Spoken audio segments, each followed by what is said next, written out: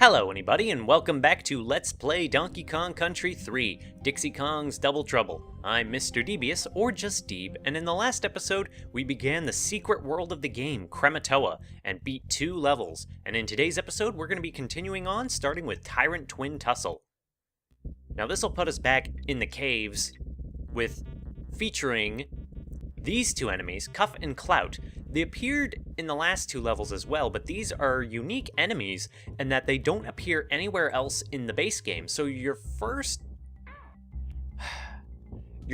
time to see them is most likely going to be in the credits sequence of the game when they show the casting call of all the enemies in the game. Now, true to form, when I first beat this game, I pretty much never saw these guys. Also, I'm sorry I killed that crimp. Smog. I wasn't even thinking, I just saw it and I just jumped on it. But now that we've gotten up there, we've gotten Squitter, we've actually discovered the one weakness of Cuff and Clout, and that is spider webs. Also TNT barrels, but that won't be till later. And it's kind of funny that the game does this, is that it gives you a Squitter pretty early on in this level that's themed around Cuff and Clout, and a lot of platforming that involves like avoiding them and jumping over them, and it pretty much gives you a gun and says, yeah, you can shoot them. Not that I'm complaining too much, it's actually pretty satisfying to just get rid of them like this, and it's not going to be for the whole level, I'm just going to say that right now. It's just kind of like a little treat to start off the level. But it's funny that, I still think it's funny. And again, these guys are fast. And they don't hit any harder than any other enemy in the game, but they are fast enough that they can catch you off guard. So being Squitter isn't, it's not a perfect shield. You still gotta try a little bit. Now here we actually have a pretty unique coin challenge, and I pretty much did it almost accidentally there, but that's pretty much what you have to do, is make a platform, make a path for the steel keg to hit the coin in the back, and then if you jump over the bazooka, it'll lead you directly into one of the bonus levels for this level. And now we gotta collect 40 stars, and normally this would be very challenging, having to jump back and forth over Cuff and Clout, but as you can see, I just murdered them in cold blood, and that was more than enough to get past and to get the bonus coin for that level. However, all good things must come to an end, and we must do the rest of the level as just monkeys. So even though the game did treat you to just shooting these guys pretty easily, now you actually have to do the level the intended way, quote unquote. And I actually really like that in the end, even though it's kind of weird that the game more or less gives you a gun, as I was saying before, against an enemy type that the level is themed around. It's just really nice that they ultimately, they just decide to empower you a little and just give you a little bit of fun before they say, okay, now here's the harder version of the level, and I respect that too. Now we do need to get past these guys, and the best way to do that, to get to that TNT barrel without wasting it on either one of those, is to fire up on the left side when they're over there. And it did not seem to work out in my favor here, but given that Cuff and Clout are pretty predictable enemies and always follow the same patterns when they're jumping, we'll just be able to hide out over here, pick up the barrel, run over here, blow up the red buzz so that we can get into this bonus barrel and go after the next bonus coin. Now this is a pretty dangerous one, right here.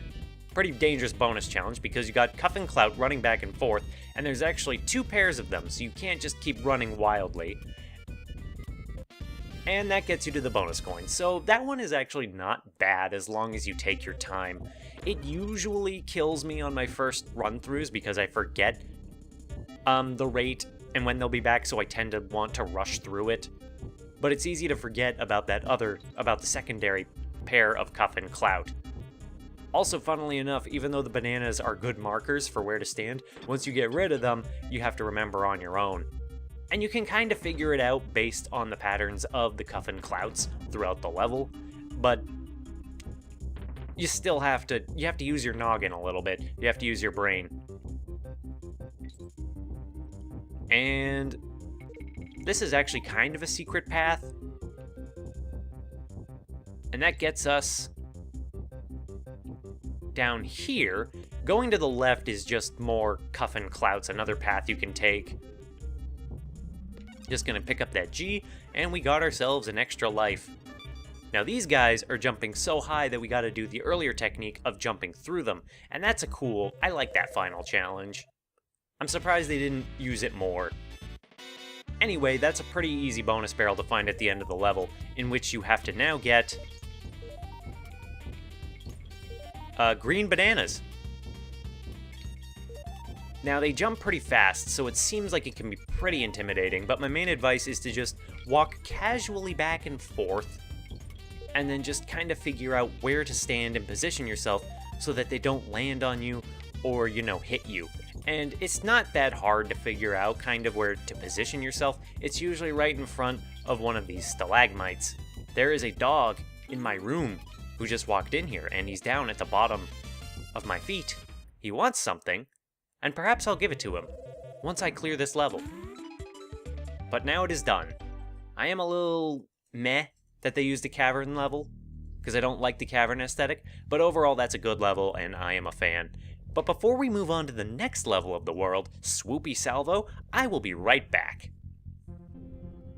Now that the dog has been pacified, it is time to move on to Swoopy Salvo. Now, I don't know much about volcanoes or geology, but I've never heard of a case where trees have grown inside of a dormant volcano, and I don't know if that's possible or not. Let me know in the comments if you have any idea. Now, the first thing that's going to happen in this level, as you see, is we use a Swoopy as a platform to turn into our classic friend, Squawks. It's kind of weird, again, to see a very green tree level in a volcano, but I'm not going to dwell on that because this is a very challenging level we're going to be going into up ahead for a gimmick we have not seen entirely yet. There it is. There is the Swoopy Salvo. We're going to be seeing swarms of these guys flying throughout the level, and they move pretty quickly. So the main challenge is going to be just moving between them and not getting hit. Now we've got our own bird, though, from the tropics, who is not going to be putting up with any of their nonsense. Instead, this parrot Squawks, he's going to be playing bonus games to try and get a big old coin. And now, this time, we're going to be playing as, the Kongs, so that we can get these guys to use themselves as platforms and not lose our opportunity to get up there and get the coin. It's a pretty simple platforming challenge, but the jumps are a little bit far, and the time is a little bit unforgiving. But yet again, even though we're in the secret world, I must once again stress for like the third or fourth time that none of the bonus games are super hard. Now, if you can get in kind of rhythm with the bees, you can get into the bananas that they guard. Now, you might be wondering, Mr. Devious, that bear coin was not worth it at all. And no, it was not. But later on, we'll be having to get through a pair of buzzes in order to get to a bonus barrel, so it's good to be practiced in that sort of thing. Now, there's no way to proceed up through there, so we're going to ride through the bananas, which will bring us up here. And if you come up here, instead of going through that buzz, you'll notice that this hole that the Swoopies are coming through is a little large, and oh, I got hit. And that is where we're going to be getting our bonus barrel. This is a pretty tricky bonus barrel to get at. However, thankfully, the hitbox for the bonus barrel is pretty generous. It's a little tricky to also shoot the Swoopy that's in the way of the Swoopy that's in the way of the thing, because you can shoot the Swoopies, but usually it's hard to time hitting the Swoopies, so it's just better to focus on dodging rather than shooting them down. This is an exception because they're slow and they're following a pretty simple pattern.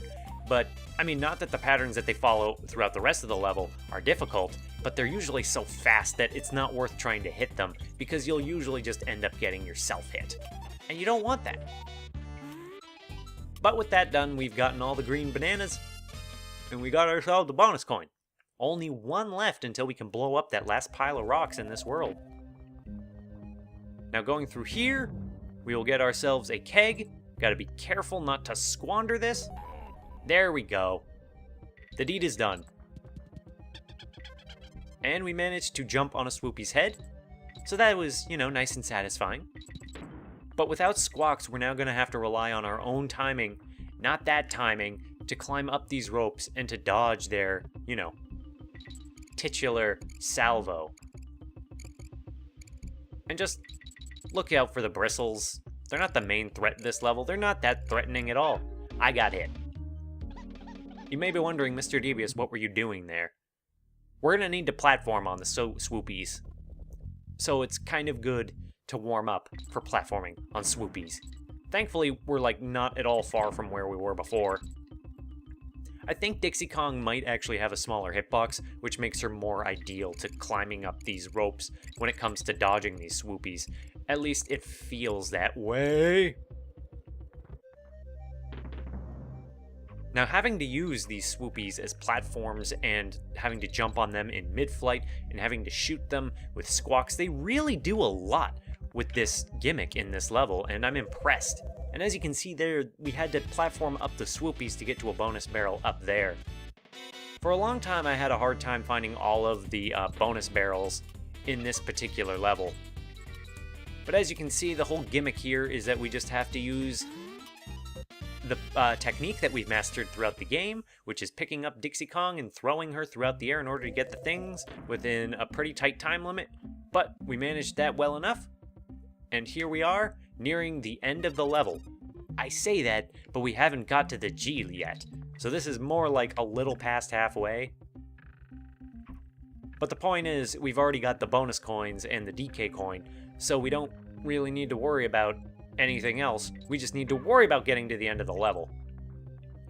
Got a little bit greedy there, but that's wow.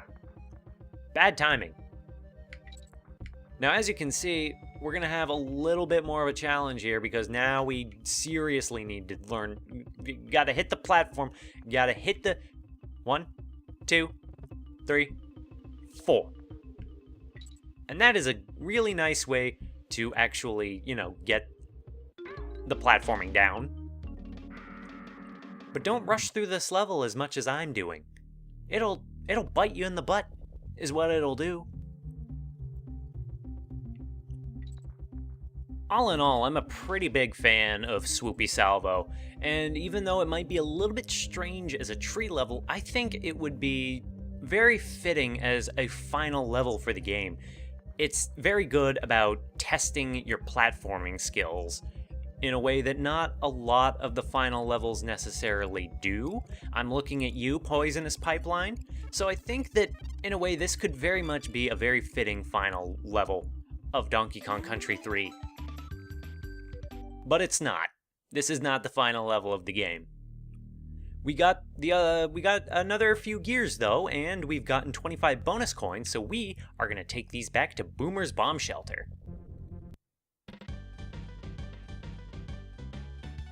Wow, you found some more of those cogs. Let's add them to the collection and see if they do the trick. And no, it did not, whatever that's supposed to be. And fancy giving me some coins then? Come on, go have a go. Let's do it, Boomer. Good one, Kongs. That's bought you one of Boomer's specials. It's also the last special that we can buy. This is all of his explosives. I don't know why he jacks up the price on the final one. I mean, I know why they do it in-game. It's so you have to get the bonus coins out of the last levels, and so that you have to use all of them in order to reach the final level of the game. I get that. He's just a cheat, I guess. But without further ado, that will bring us to the final level of Donkey Kong Country 3, Rocket Rush. Now, if you're looking at the name, the exclamation mark suggests that we've already gotten all the bonus coins in this level, and that's because this level has no bonus coins. Isn't that interesting? Let me just check the time. Alright, it looks like I am going to leave you hanging though. But in the next episode, we're gonna beat Rocket Rush, and we're gonna beat Donkey Kong Country 3, Secret World, true ending and all. So if you want to see it, then I just hope to see somebody in the finale. Thank you very much. I'm Mr. Devious or just Deeb, and I hope to see somebody then. Bye-bye!